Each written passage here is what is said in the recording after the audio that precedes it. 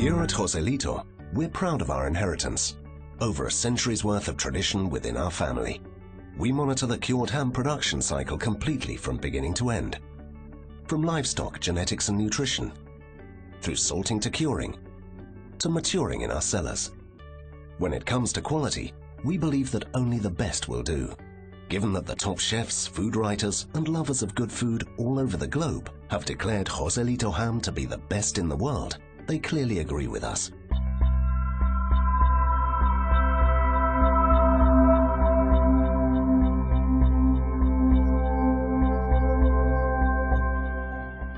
In the following guide to carving, handling and storing Joselito cured ham, we share some of our best kept secrets with you. We show you how to carve a whole ham so that you get the best and most out of every bit of it, and enjoy all the inimitable nuances and subtleties that make Joselito cured ham such a gastronomic treat. All Joselito hams are obtained from pigs of the Iberico breed that have been fed on acorns, grass and other natural products of the dehesa, wooded pasture land, where they range freely. As a result, they have certain distinctive characteristics that are discernible even from the outside. A Joselito ham is a long, elegant shape with a slender foreleg, black hoof, V-shaped incision, and fat that oozes when pressed with the fingers. Each ham also bears an identity tag and another tamper-proof one that shows not only the serial number ID, but also the year the ham started its curing process, like the system used for vintage wines. This enables our consumers to appreciate the end result of the long, slow curing and maturation processes. Parts of the ham. There are 4 different areas on a ham, each with different characteristics. The round side of the ham, the matha, is the juiciest part and the one on which there is most meat. The barbilla, the side opposite the matha, is narrower and usually more thoroughly cured. This is the leanest and least juicy part of the ham. The punta, the wide end of the ham at the opposite end to the hoof, is full of flavor and rich in fat content. The cordillo, in the upper part of the matha, is particularly delicious, very sweet and aromatic. The place where the ham is to be sliced must be clean, safe and convenient to work in. A ham stand is essential for slicing ham properly. It must be positioned at a comfortable hand height for the carver and be perfectly level and stable. Ham stands come in various models, and it's important to find the type best suited to your needs. It is vital that it holds the ham firmly and that its base is non-slip. 3 types of knife are needed for carving a Joselito cured ham. A long flexible knife, a ham knife used for slicing.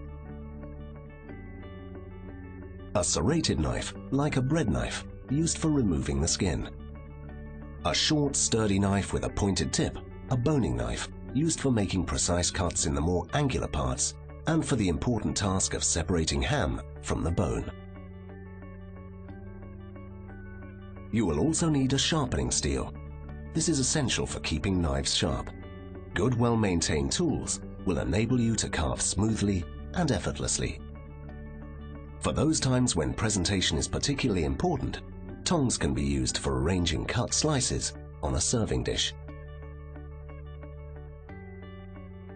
The first thing is to decide where to start cutting your Joselito ham. If it is going to be eaten quickly, the matha is the place to start, securing the ham in its stand with the hoof facing upwards. However, if the ham is likely to be eaten more slowly, as is generally the case at home, it is better to start at the barbilla, the reason being that this is the least fatty part of the ham and will therefore tend to dry out sooner than the rest.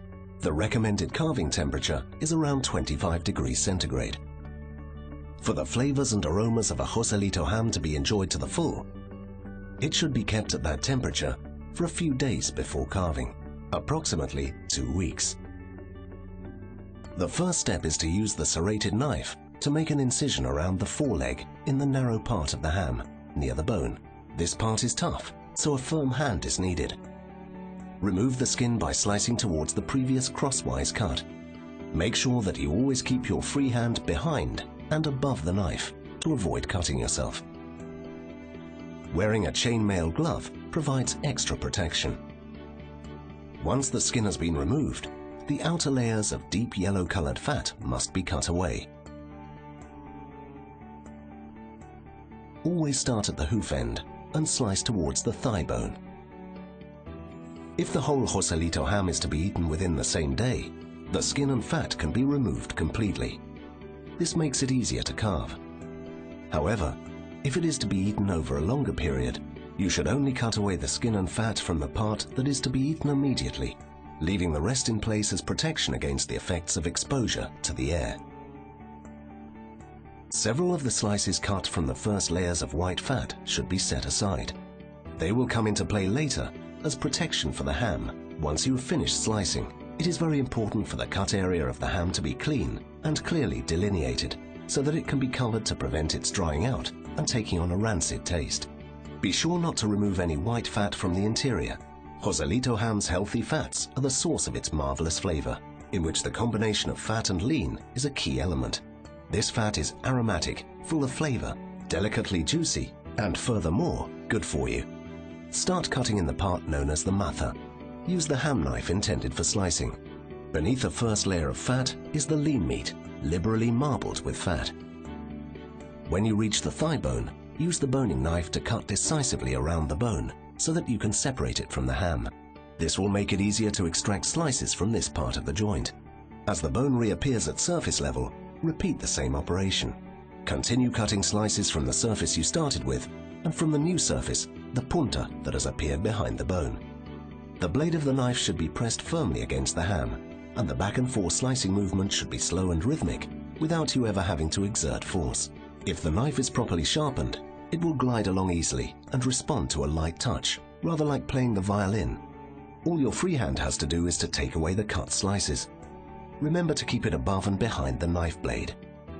The aim is to achieve small, thin slices, some 4 to 5 centimeters long. All the slices should contain enough lean and fat meat for the flavor to be enjoyed to the full.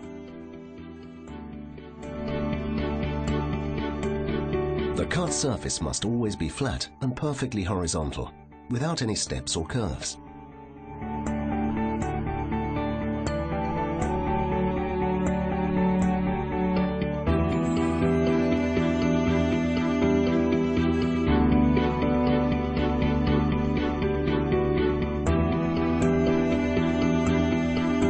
The next bone that you come to as you carry on slicing is the femur. Once you have finished this part, turn the ham over in its stand, placing it with the hoof facing downwards. Start with the babilla. This is the narrower part of the ham, and it contains less fat.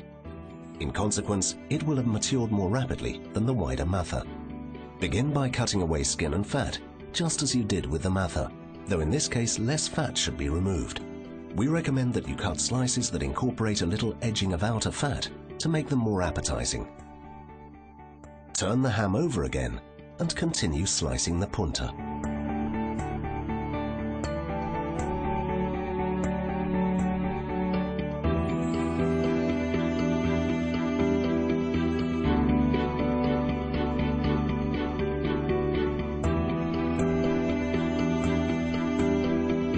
The codillo in the upper part of the ham is a particularly flavorful part of the joint and can be cut either into chunks or slices. When you reach the meniscus, use the boning knife to separate the bone from the ham. You will then be able to extract new slices without difficulty.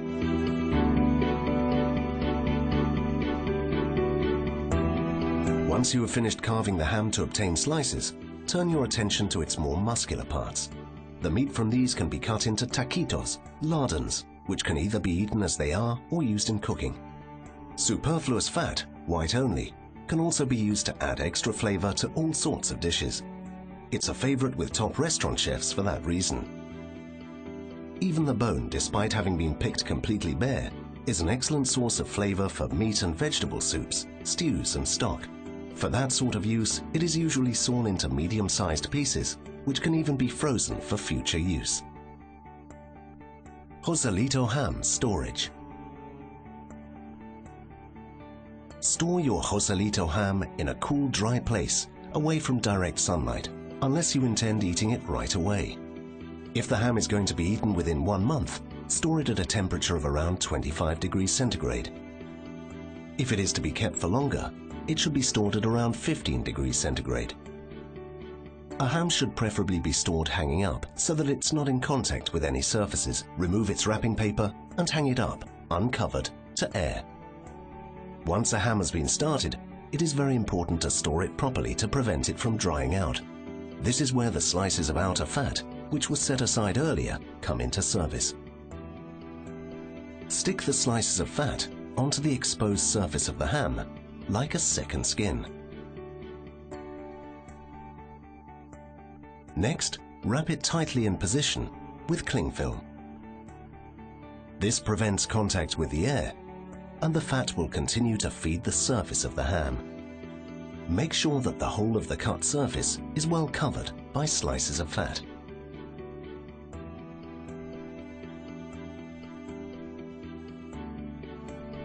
Leaving slices of ham exposed to the atmosphere must be avoided at all costs.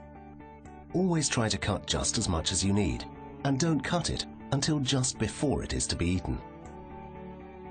Joselito ham is a completely natural product with very special qualities. The fact that it is free from additives and preservatives means that it needs to be handled in a particular way and kept in conditions that are suitable as regards temperature, ventilation, and moisture. A ham is considered to have been well carved when it has yielded as much meat as possible and provided access to the finer points of its flavors and aromas. Carving cured ham is an art that improves with practice and needs to be done calmly and quietly. Enjoy the ritual and pay close attention to all the steps in the guide to ensure that you experience Joselito ham at its very best. Slices should be arranged on a plate so that they overlap slightly, not too far apart, but not heaped on top of each other either. Slices should be thin and almost translucent, shiny, aromatic, and juicy. A good carver will also manage to cut slices in which the typically Iberico fat and lean are represented. This is what gives the succulence and excellence that characterize our ham. Serve at a temperature of around 25 degrees centigrade. When starting a ham which is to be eaten completely and immediately, it is a good idea to combine slices from different parts of the piece. That makes it possible to recognize and revel in the different aromas and nuances contained within each part of the ham. Carving sometimes reveals white specks within the meat. These appear as a result of long curing and could be said to represent a quality guarantee. Technically speaking, they are crystallizations produced by precipitation of tyrosine, an amino acid found in meat, brought about by the difference between the extremes of temperature that occur naturally in our cellars during the long curing process undergone by Joselito hams. These marks indicate positive attributes and should never be discarded. A Joselito ham weighing around 8 to 9 kilos will yield an average of 50 servings weighing 80 grams each. Joselito cured ham is a unique product, a prime example of a foodstuff at the top of the gastronomic range. In dietary terms, it is very healthy and nutritious. Because our animals are fed on 100% natural foods, mainly acorns, Joselito ham accumulates beneficial fatty acids, primarily oleic acid that is also found in olive oil.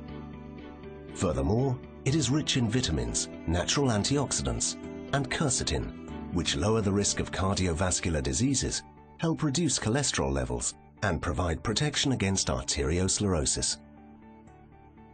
Top chefs, food critics, and other discerning palates all over the world agree that Joselito cured ham is in a class of its own. Available at top-of-the-range gourmet food stores and the best restaurants worldwide. Joselito, more than a brand, a legend.